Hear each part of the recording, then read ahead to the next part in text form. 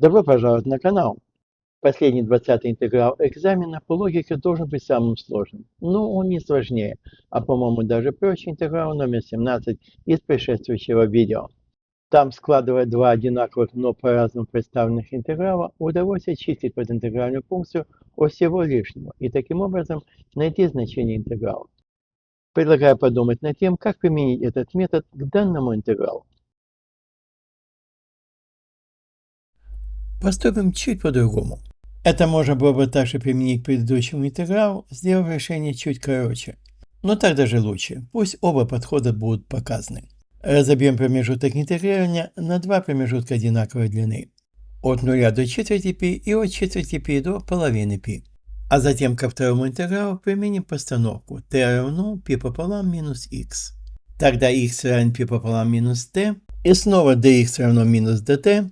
И снова вместо того, чтобы записывать минус, поменяем местами границы интегрирования.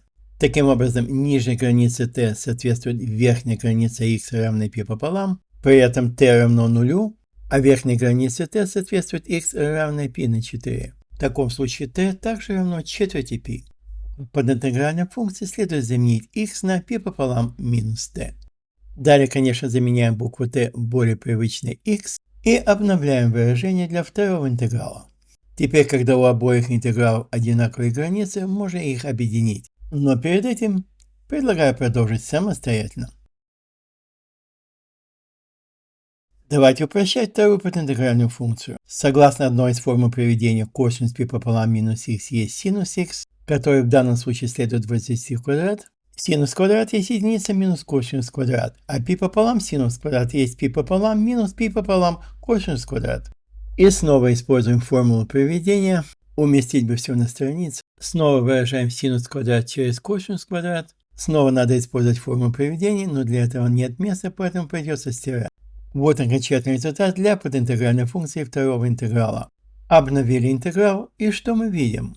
В первом интеграле косинус квадрат от довольно сложного аргумента, а во втором синус квадрат от того же аргумента.